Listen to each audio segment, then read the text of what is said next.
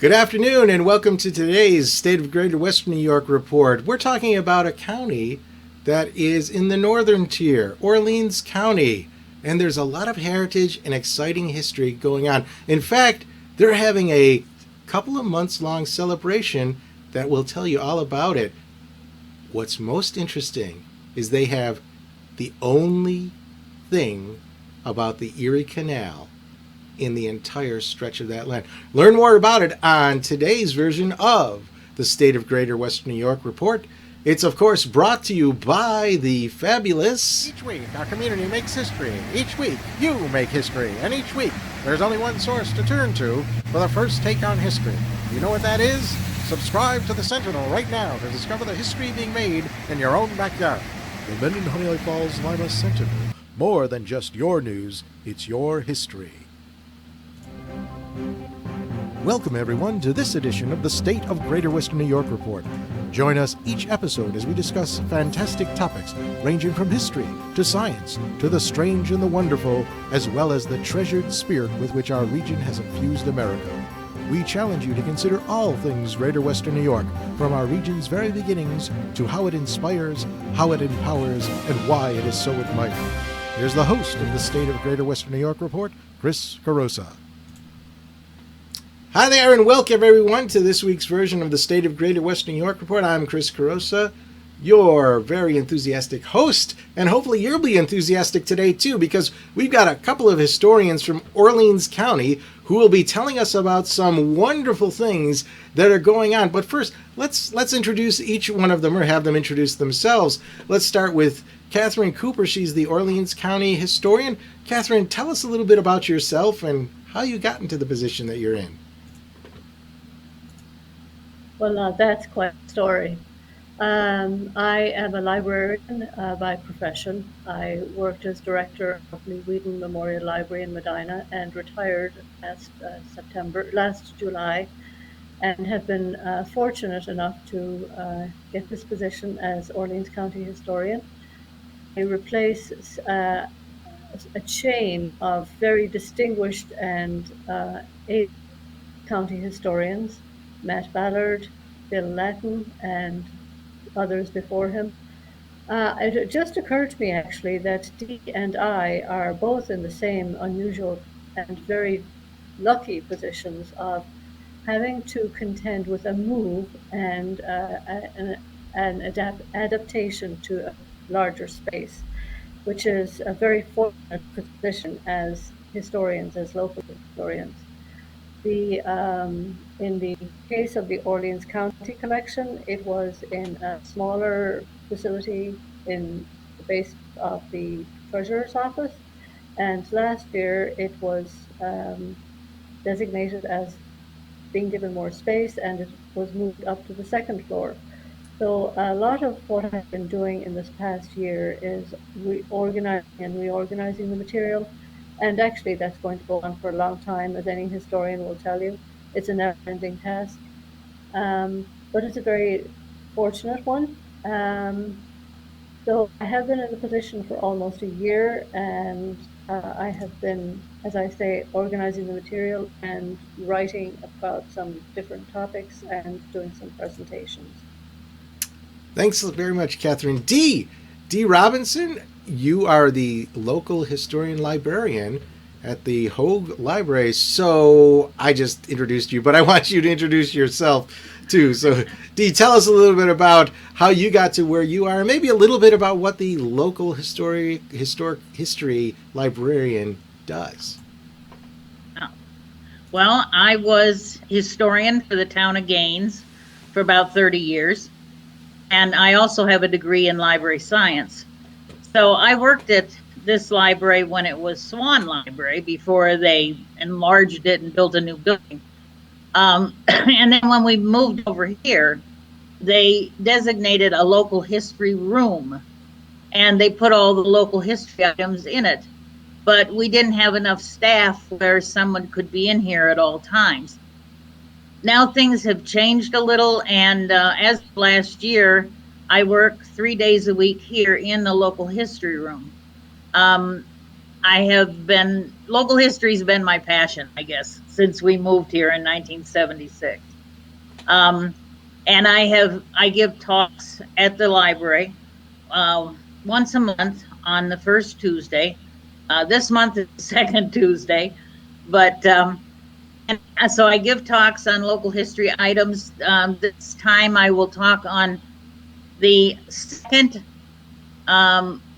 school for women in New York State, which was here in Albion. It was called the Phipps Union Female Seminary.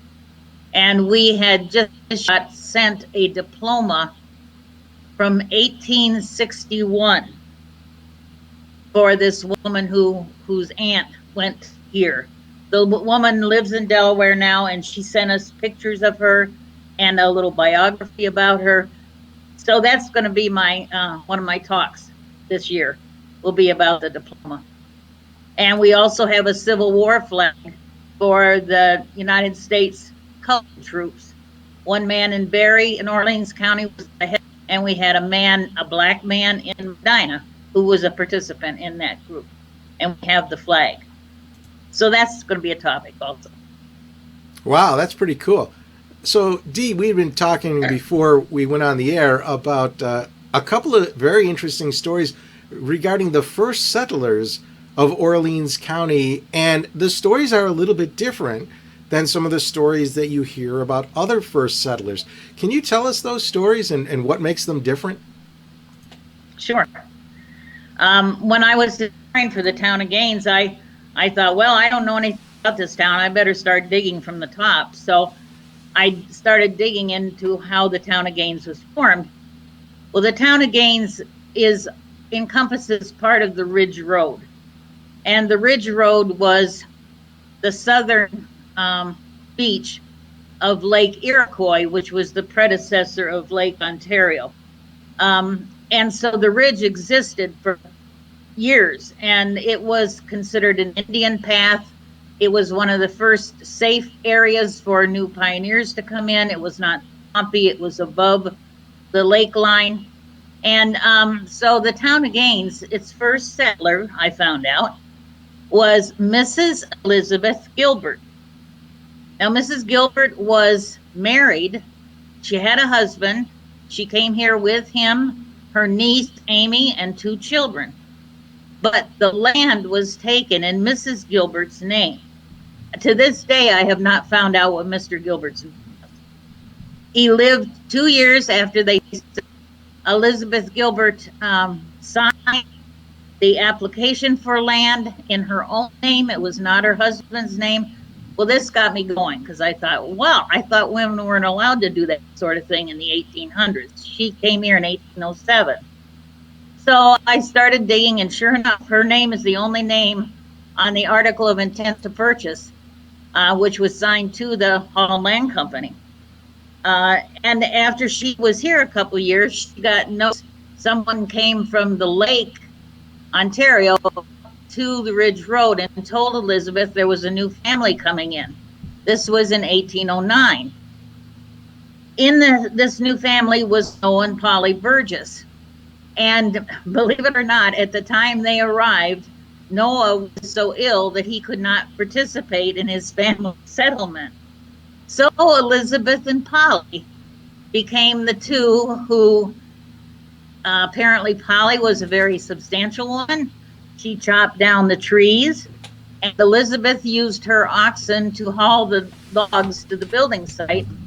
And these 2 women, and I hate to admit it, but probably with a little help from passerby men, built the second log cabin in the town. And that log cabin served as a temporary housing for 5 other families that came into the town of Gaines. So it was women that started the town of Gaines. So I have to brag about that. Well, so I wanted to turn it over quickly to Catherine to describe this picture that I'm going to put up here. It's I know it's going to be talking about what we're going to be talking about in a minute, but can you tell us what is significant about this particular piece of architecture? Yes. Actually, as Dee was talking there, it occurred to me that maybe she and I are the Elizabeth and Polly of Orleans County historians. This photograph is the photograph of the culvert. When the canal was being built, um, the there were many geographical problems to overcome, and the building of the canal spurred a great deal of engineering ingenuity among the workers. This is probably the most remarkable. It's the culvert, and the canal actually runs above the road at this location. And it is the only location along the several hundred miles of the Erie Canal that this actually happened. The problem that they had to overcome was dip in the land, and so that was why they built this to keep the canal running along in a straight line, and underneath is the road. It is a local landmark, as you can imagine, and as you drive through it, it drips. So everybody who drives through it honks their horn because it gives a great echo, and anybody anybody with adults and children in the car, the adult will generally say, "Oh my gosh, I think this is leaking. I hope it doesn't fall on us," just to scare the children, of course. But it is a memorable and very unusual and extremely distinctive landmark of which we are very proud.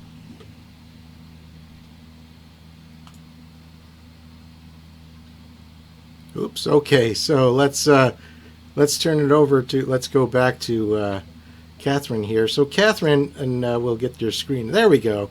Now we've got you. So Catherine, tell us a little bit more about what are some of the interesting aspects of history when it comes to Orleans County that maybe people would be surprised to find out about.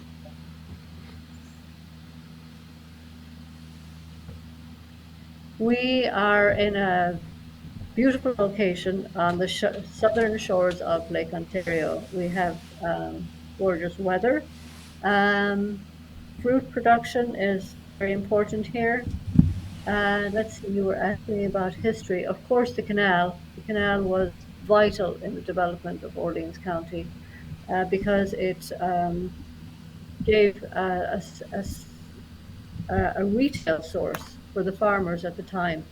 Early on, it was very difficult for farmers to get to get their wheat to market. It would take weeks to get a ton of wheat to Albany, and it cost about $100. The 4 foot deep canal, believe it or not, transformed the rural economy and opened up this area to other settlers because it reduced the time that it would take for the crop to get to market, and it reduced the costs and greatly increased the profit margin. And that really was what jumped Orleans County, because then other settlers and development and gorgeous houses were built, many of which still stand. And we even have a barn that was built in 1812 that is still standing. It actually is on Ridge Road, which Dee was describing and alluding to. And this barn was built with the help of soldiers who were on their route back and forth for the War of 1812. Excellent. Dee, same question with you. Now, as a local history librarian, no doubt you get questions coming in from people just, so what was the most enlightened or surprising type of question that you ever got as a librarian on local history? Oh, that's a hard one. I've had a lot of I've had people send me a copy of a page in an 1861 newspaper, no, 1868 newspaper, and asked me if I could find out what newspaper it was. So that we kind of get that sort of question, but we also get questions about, well, for example, during this Civil War flag display that we had, we found that there was a man who was from Medina, New York, who served in the Civil War. He was a black man. He served in the Civil War, was put into Andersonville prison, got the lash 250 times. He was supposed to get it 500 times. More later, he eliminated Andersonville prison when he actually survived to Medina, and he went back to Washington area to live, and he's buried in Arlington Cemetery with his own headstone. That sort of thing is remarkable to me, that it came from this little county of Orleans County. And if you look on the internet, you can actually find his story on the internet, at least part of it. That's a great story. You know, there's lots of very interesting stories about a wide variety of individuals throughout the Western New York region. Heritage is an important thing. We're going to be talking about that, the Heritage season that's coming up in Orleans County, actually starting this Saturday, that you can learn all about in a moment, right after this message.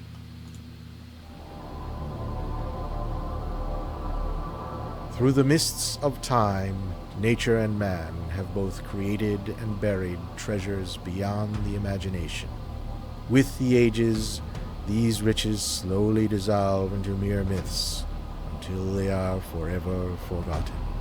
But there are those brave souls who tirelessly cling to the truth, ever seeking to discover the undiscovered, to reveal what has always been there, to uncover the hidden gems of a land thought forsaken but loved by millions.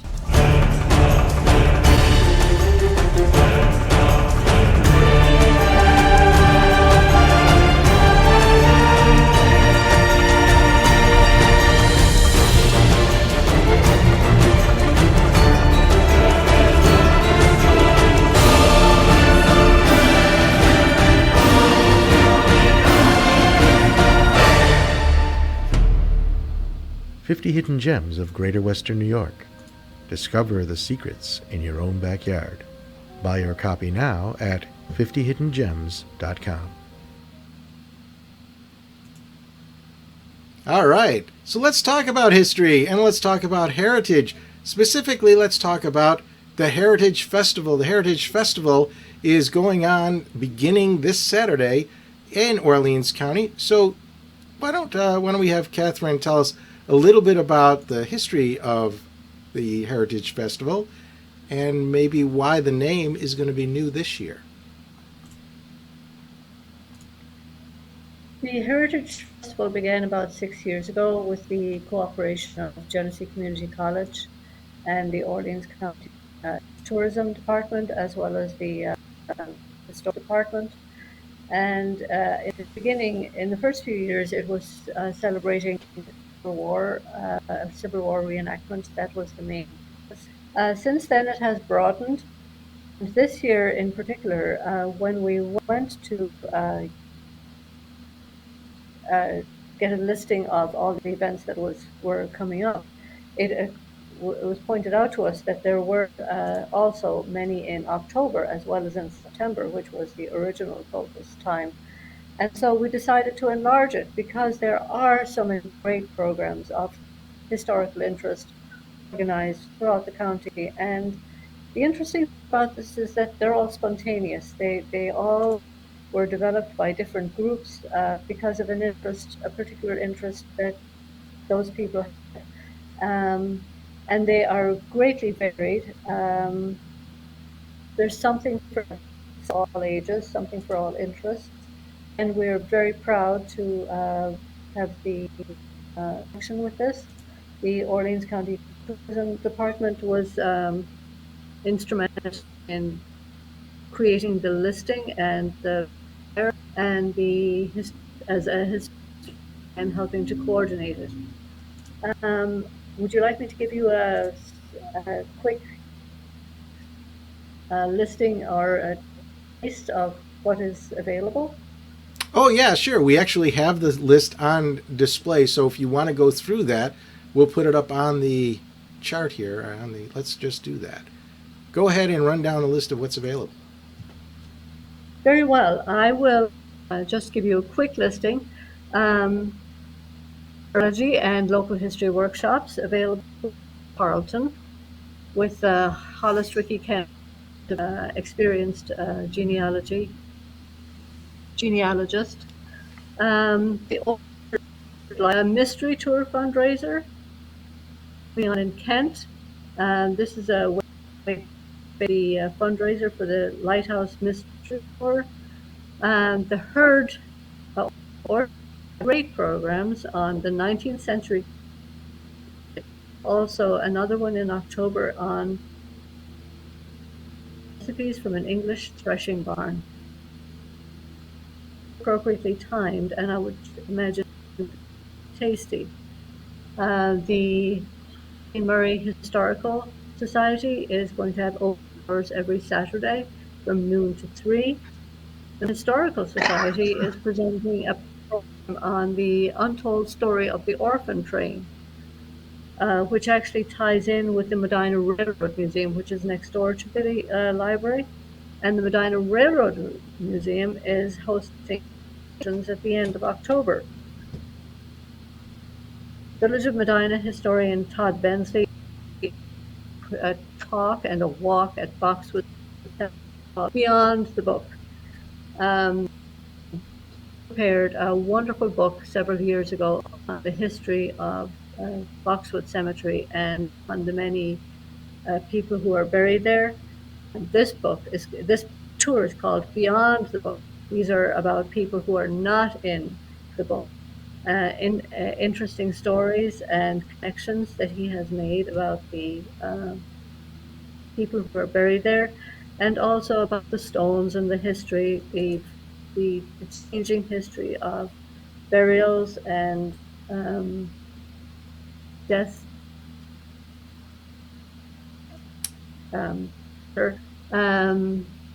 Also, there's 2 great walking tours: an architectural walking tour that you can do by yourself, and a walking tour on the historical signs that you can do by yourself.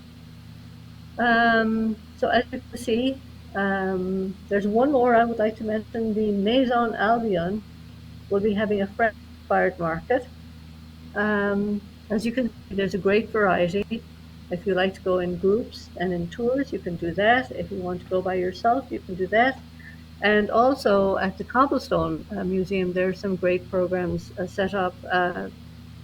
There's a concert, a fiddler's concert, which the Sawgrass group has played at the Cobblestone Museum before, and they have been very well received. There will be tours at the Fall Open House, and then a program on quilts in the Civil War. My goodness, a feast of historical nuggets. We actually have a question coming in from the audience for Dee, and this has to do with the Phipps diploma. They wanted to know, they said that the diploma was from 1861, and it was somebody's aunt's diploma that you got. Is that niece or whoever gave you, or nephew, was that person still alive? I mean, this sounds like a really long time. Yeah, it would have been I misspoke. It would have been a great woman that graduated in 1861, and she went on to live in the and this was, I believe, her great niece. I probably misspoke on that. Have people lived that long? Even still, great niece is a pretty long time from the Civil War. Yes, I mean, it's not. I mean, I in some of the research that I've done, just on totally unrelated matters, actually about retirement, the last Civil War pensioner died like 10 years ago. So it was the wife of a soldier. So yeah. Yeah. So it was. Go ahead. No, I just thought it was thoughtful of her to call us and ask if we wanted the diploma because she Right. didn't know what to do. Oh, And yeah. it's been taken care of perfectly. It looks just like the day it was given out. In fact, this is a good lesson for anybody who has family heirlooms that they don't know what to do with, that's been in the family for a long time, and they may have forgotten the actual history of it. You should talk to your local historian for some insights. It might not be have any real value from a monetary standpoint, but from a Right. historical standpoint, it could be a missing piece to a puzzle that the local historians have been, collecting within their archives that would be helpful to them and to future generations to find out. Right. Before we go, Catherine, can you just tell us how people could find out more about the Heritage Festival? In fact, I'll put up the website so people can see what the name of the website is. The website is www.orleansnewyorkheritage.com. It's also on Facebook. It is, as we mentioned, for September and October. And I believe on the website there will be links to all of the locations that are programs.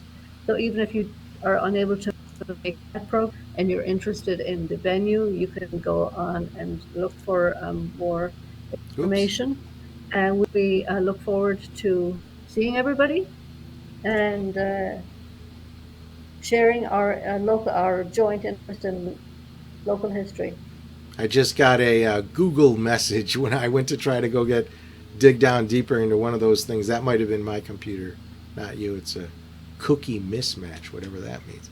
So, so this is hey, it worked before during rehearsal. So hey, great live TV. This is what happens. So Catherine and Dee, thank you very much. Do you have any parting words or ideas that you'd like to leave the audience? We've got about 30 seconds before we need a break, but what are your thoughts, Dee? What's your advice to people? My advice to people would be to check out the Hoag Library website. Just type in Hoag Library, Hoag Library, Albion, New York, and our front page should come up. And on that front page, it tells you history talks and workshops and things that are coming up. So that would be a good place to check. Excellent. How about you?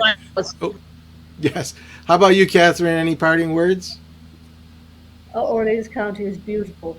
Please drive through here, enjoy the fruit farms and the cornfields and the air and the sky and the canal and the people. It's very beautiful. And also the Erie Wildlife Preserve is 10,000 acres of preserve, a wilderness haven for many wildlife. All right. Well, thank you very much, both of you, Dee and Catherine. I'd like to remind everybody that if you're interested in participating in the show as a questionnaire, as a member of the audience, it's free. It's live every Thursday at noon, and you can just sign up to get the private invitation at stateof.greaterwesternewyork.com. Go there and just sign up, and you'll be invited in the audience every Thursday at noon, and you can ask your own questions. With that, we'd like to also remind everybody we're rebroadcast every Sunday at 1:30 on our Facebook page and YouTube channel, and of course you can always go to our archive to get the latest version of the show. In fact, all the shows. All right, so thanks again for showing up in this week's version of the State of Greater Western New York Report. I'm Chris Carosa saying bye-bye for now.